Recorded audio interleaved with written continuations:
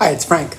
I'm once again talking about progressions, and this week I'm going to build on last week's videos where I talked about using the 1-4-6-5 or 1-6-4-5. Recall that these were an outgrowth of the 1-4-5 progression.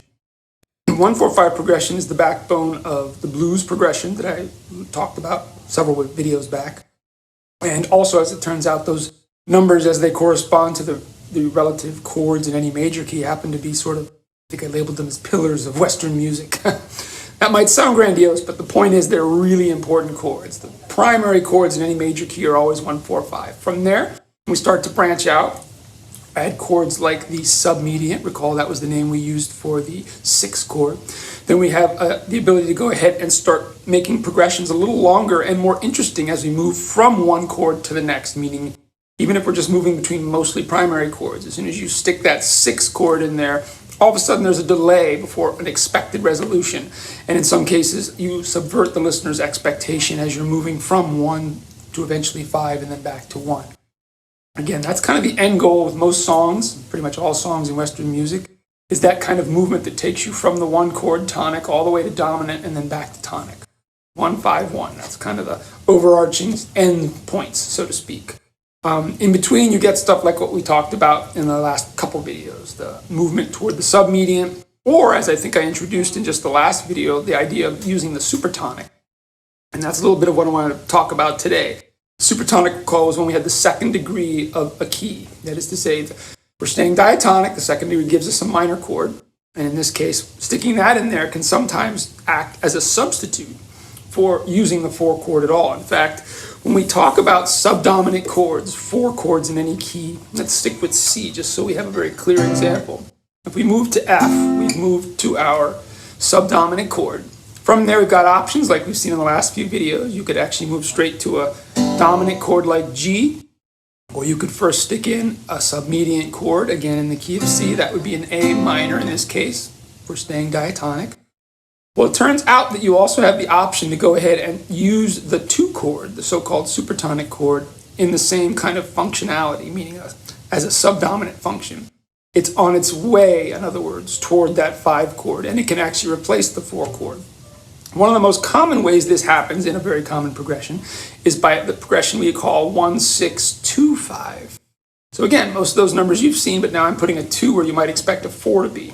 The idea there, just to stick with the key of C, is that if we're using our tonic chord of C, and we move to the 6th chord, A minor, again, this kind of movement we've seen before, instead of going to the 4 chord, F, and ultimately moving to the dominant chord, G, that 5 chord, we could actually just go from C to A minor, the 6th chord, submediant, to the supertonic chord, which in this key would be D as in dog minor. And again, notice here I'm just using all first position chords, make things a little more straightforward to demonstrate. And then from that D minor chord to our dominant chord, which again in this key is G or G7, just as often, dominant 7 as we called that. So again, that would make that 1-6-2-5 progression in the key of C. C major, A minor, D as in dog minor, G. Notice by doing that, unlike some of the previous progressions we talked about where we inserted just a single minor chord, using that supertonic chord now has us using 2 different minor chords within an otherwise major key, right? If we're in the key of C following the progression I just laid, the major chords would be C and G, and then the minor chords would be A minor and D as in dog minor. As soon as you start blending major and minor like that, even if you're remaining diatonic, you get really interesting stress points. By that I mean to say, where you take the listener's ears, certainly if you're also putting a melody on top of this, which is what we assume is most often the case, you have a lot more options. I keep talking about this harmonic possibilities, and that is really the point. As soon as you've got a balance of 2 major chords and 2 minor chords, even in just a 4 chord progression like the one I just outlined, all of a sudden you can do all kinds of interesting things with the listener's ears, especially as you take notes that don't necessarily fit just in that scale and start to bring them in around those major and minor chords. We'll talk about that a little more in the next few videos, but for now, the point is that 1-6-2-5 is an equally common progression. And in fact, a component of that, which I really want to talk about just for a second, is this idea of the motion when we go from 2 to 5 to 1. You may have heard that before. Certainly if you've had any experience with jazz, then you know, that a 2-5-1 progression is a really important progression in that genre. Again, just to stick with the key we're in, C. If I wanted to start with the 2, I would start on the D minor, go to either G or G7 as the 5, either the dominant or dominant 7, and then resolve to C. This happens all the time in so-called jazz standards, songs that were largely written during the first few decades of the 20th century and that have become what we call standards because so many jazz musicians have played them repeatedly. That is to say, the same melody's been used and essentially the same chord progression involving a lot of these 2-5-1 cycles.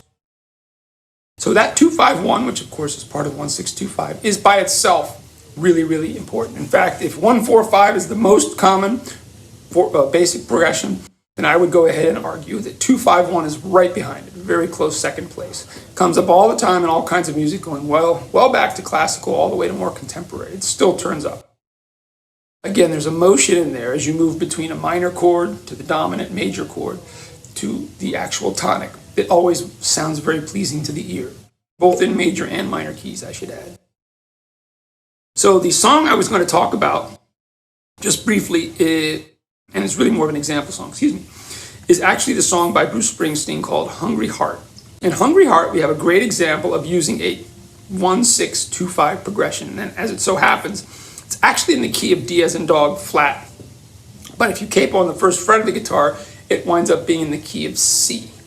And now, since I already laid out the chords in the key of C, let's go ahead and work with the more difficult key just to identify the 1, the 6, the 2, and the 5. And by the way, in this song, the progression is actually used both in the verses and the choruses. So it's all over the place in this song. And this is just one example of many, of course.